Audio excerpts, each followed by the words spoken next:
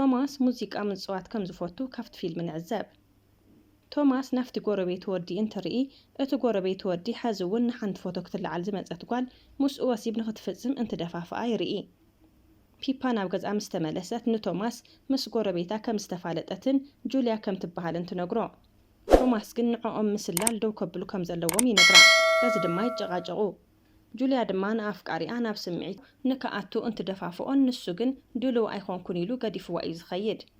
እዚ ኩሉ እንትኾን ሓዝውን ፒፓ በታ ጉልሂ ዘርኢ መሳርሒ ጌራ ትሪኦም ነበረት። ድሕሪ እዚ ጁልያ ንፒፓ ኣብ መንገዲ ረኺባ ፀዊዓ ሰላም ትብላ እሞ ሓቢረን ድማ ስቲሚኣትዋ። ጁልያ ህይወት ታሪካ ንፒፓ ትዕልላ። ሞዴል ከም ዝነበረትን ከም ዘይተሳኽዐላን ካብ ኣፍቃሪያ እንተደኣ ተፈልያ እንታይ ከም ትኸውን ከም ዘይትፈልጥን ንፒፓ ትዕልላ። ፒፓ ድማ ተጽናዕናዓ።